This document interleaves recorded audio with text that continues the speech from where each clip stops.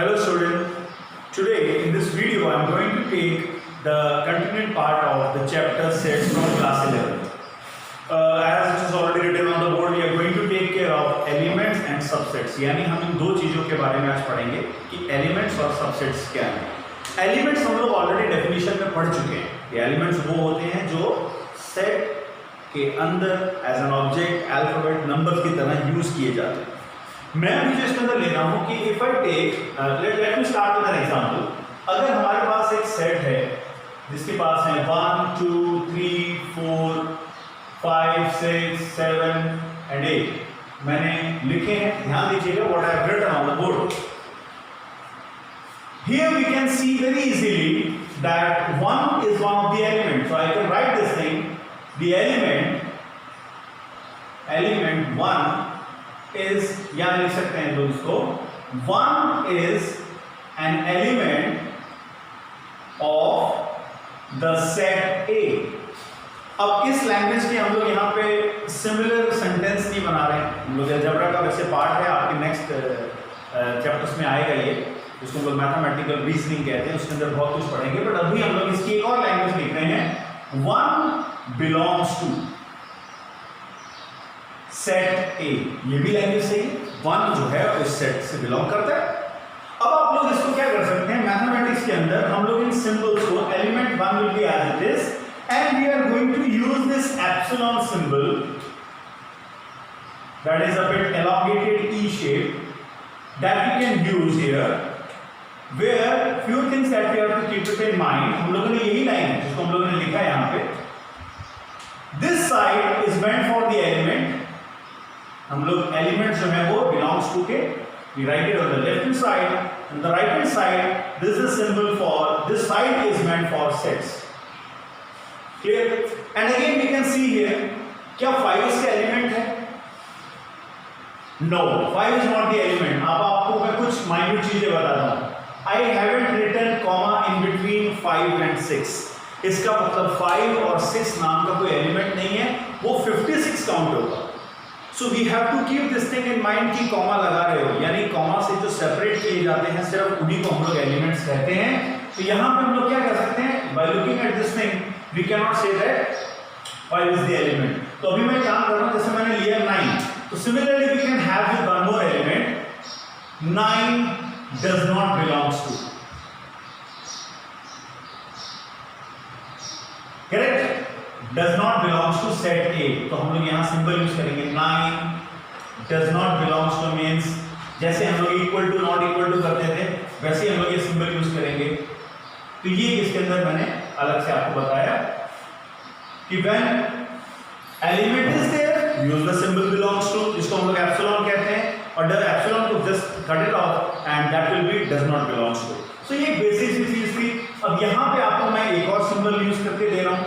एक एग्जांपल और लेते हैं. लेट अस से 1 2 3 4 5. अब आप देख सकते हो क्या हम यहां पे दो लैंग्वेजेस ले रहे हैं. 3 fill in the blanks of set B और 3 fill in the blanks set B. और मैं एक एग्जांपल ऐसे ले रहा हूं 5 belongs to. अब यहां पे fill in the blanks type का छोटा 1 मार्क्स का क्वेश्चन आता नहीं है, मैं सिर्फ एक आपको ट्रायल भी बता रहा था. जैसे लोग यहाँ कह सकते हैं yes 5 belongs to.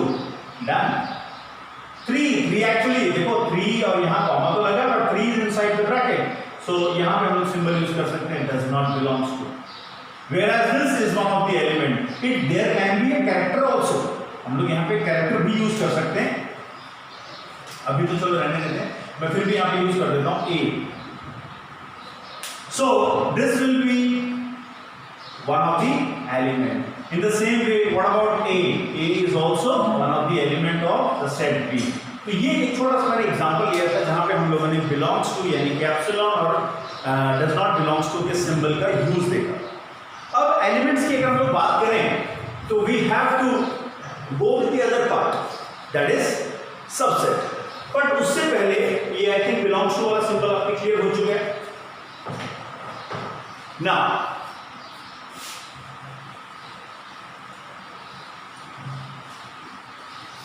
next important thing, we have to take this subsets.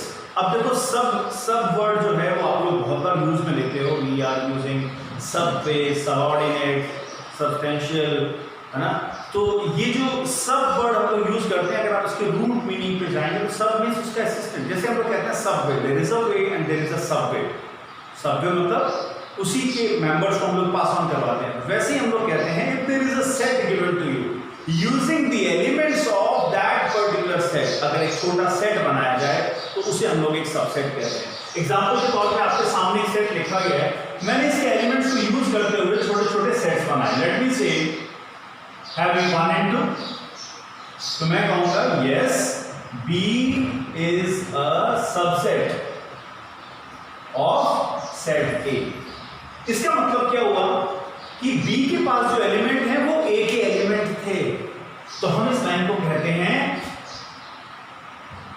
Elements of B, यानी कि ऑल द एलिमेंट्स या एवरी एलिमेंट भी कह सकते हैं। Every element of B is the element of A.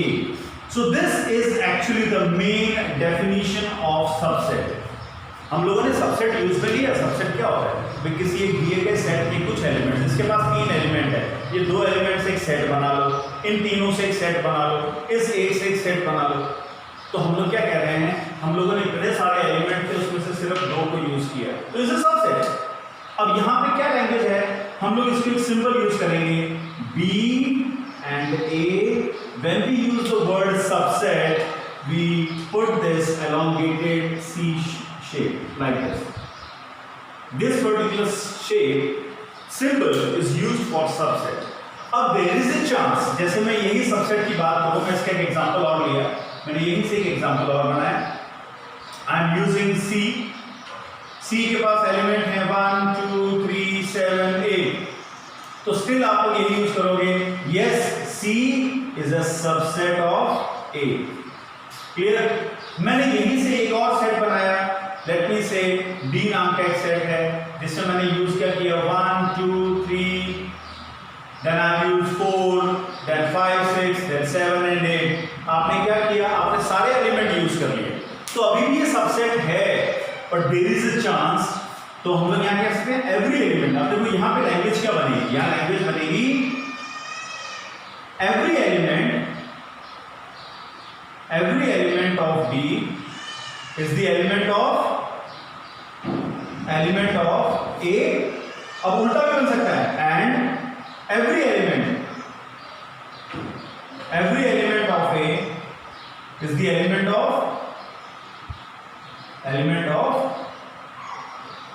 B। अब यहां पे हमारे पास एक क्लियर हो गई है स्टेटमेंट। देखिए आप दिस पर्टिकुलर स्टेटमेंट, इससे हम लोग एक नया वर्ड यूज करेंगे, set D is equal to A set. Means अगर हम लोग कहते हैं what is the definition of equal set, ये रही इक्वल सेट की डेफिनेशन। इक्वल सेट वो होते हैं दोज टू सेट्स जिनके एलिमेंट्स भी इक्वल हैं और A के सारे एलिमेंट D के पास हैं, D के सारे एलिमेंट A के पास हैं, तो ये दोनों इक्वल सेट्स कहलाएंगे।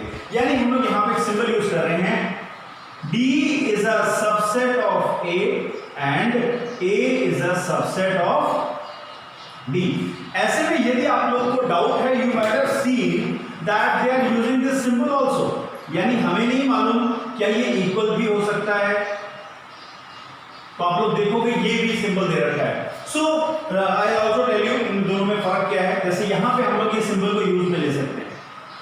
So what is an equal set, जैसे हम लोग यहाँ पे डेफिनेशन जनरेट कर सकते हैं, and that is equal sets में हम लोग लिखते हैं A is equal to B। set A is said to be equal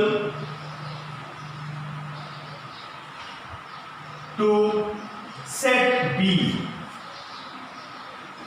if A is a subset of B and B is a subset of A। यानी ये definition हो गई equal sets की, ये आप लोग ध्यान रखें। इसमें 2 इंपॉर्टेंट चीजें हैं, all the elements are equal और ये सबसेट्स भी होने चाहिए। अब यहाँ पे आप लोगों को एक इंपॉर्टेंट फॉर्मेट बता रहा हूं मैं, which is very very the difference between proper and improper. So I am using the word here, proper subset. अब इसमें आप लोग स्पेसिफाई हो जाओगे प्रॉपर सबसेट का मतलब क्या होगा। हम लोग यहां सिंबल यूज कर रहे हैं, दिस वन। मैं आपको ऑलरेडी बता चुका हूं, यहां पे मैंने एक रेड लाइन के नीचे एक इक्वालिटी का साइन भी लगाया, यानी देयर इज अ चांस कि ये इक्वल भी हो सकते हैं। वैसे हमें दिख रहा है कि ये इक्वल नहीं हो सकता हमारे मेन सेट के, तो यहां नहीं भी लगाओगे चलेगा। तब हमारे डाउट आते हैं दोनों में फर्क क्या है। This is a symbol of subset and this is a symbol of proper subset. Proper subset का मतलब क्या होगा, मैं इसको यहां लिख सकता हूं, every element of A is the element of B, but few elements, मैं इस लाइन को थोड़ा सा अलग तरह से आप लोग को डिफाइन कर देता हूं, but few elements of B are not the elements of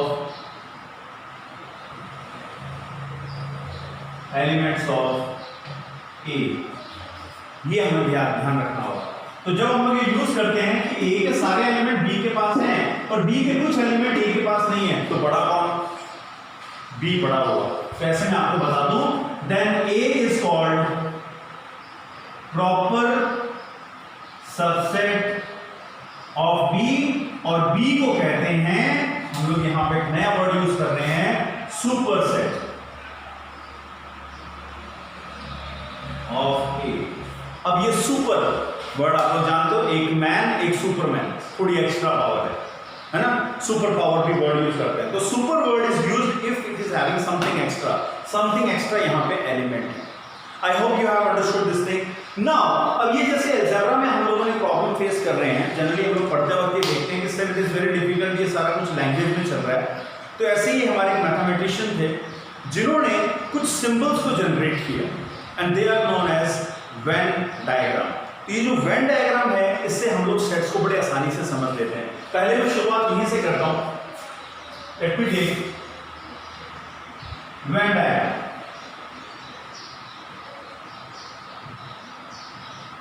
अब वेन डायग्राम के कुछ रूल्स थे। वेन डायग्राम में क्या किया गया, before going for this one, ये जैसे हम लोगों ने सुपर सेट पढ़ा था, मैं आपको यहां पे एक चीज बता दूं,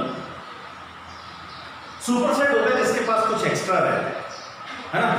तो before going for this Venn diagram you should know what is universal set. एक मैं यहां पे और पढ़ा देता हूं, यूनिवर्सल सेट। हम लोग इसके बारे में पहले समझ लें। अब जैसे नाम सजेस्ट करता है यूनिवर्स, जिसमें सब कुछ है, वैसे ही ये भी हुआ। तो हम लोग यहां कह सकते हैं व्हाट इज यूनिवर्सल। यूनिवर्सल में सब कुछ होगा। If I am saying about English alphabet, सारे जो हमारे अल्फाबेट्स हैं वो सारे के सारे जो है वो 26 अल्फाबेट्स उसके अंदर आ गए, उसको यूनिवर्सल सेट कह सकते हैं। वैसे हम लोग यहाँ यूनिवर्सल सेट को क्या कहेंगे, तो यूनिवर्सल सेट की डेफिनेशन आप लोग बड़े आसानी से समझा सकते हो क्योंकि सुपर सेट समझ चुके हैं। तो it is super set of all sets under investigation.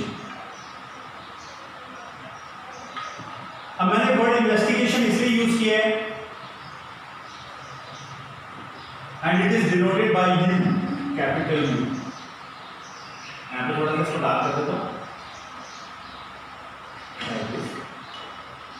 So we use the symbol U for universal set, क्योंकि मैंने अभी आप लोगों को सुपर सेट बताया, तो सभी सेट्स का सुपर सेट। अब ऐसा तो नहीं है कि हम लोग अल्फाबेट्स पढ़ रहे हैं तो नंबर्स भी ले लें, नंबर्स पढ़ रहे हैं तो अल्फाबेट ले लें, अल्फाबेट पढ़ रहे हैं तो हिंदी के कैरेक्टर्स भी ले लें। नहीं, जिसके बारे में पढ़ रहे हो यानी जिसका इन्वेस्टिगेशन कर रहे हो उसका सुपर सेट, उसको हम लोग यूनिवर्सल सेट कहते हैं। अब हमारे जो जॉन वेन थे, उन्होंने क्या किया, उन्होंने हमारे इस वेन डायग्राम को जनरेट किया। वेन डायग्राम के कुछ रूल्स थे। उन्होंने सबसे पहला क्या किया, this universal set it is denoted by a rectangle, है ना। बाकी जो उसके अंदर के सेट है, rest all sets are they are represented by a circle. अब सर्कल की जगह कई बार आप लोग देखोगे ओवल्स भी होते हैं, नो प्रॉब्लम। तो वेन डायग्राम बनाएंगे। अब वेन डायग्राम कैसे है मैंने आपको यहां पे समझा देता हूं मैं। यही चीजें आप लोग इक्वल सेट सबसेट्स के बारे में पढ़ चुके हो। लुक एट दिस, अब ये आसान से आसान हो जाएगा हमारे लिए समझना कि ये क्या है। हमारे पास एक सेट है, ओके, सबसे पहले मैं यूनिवर्सल सेट बना देता हूं।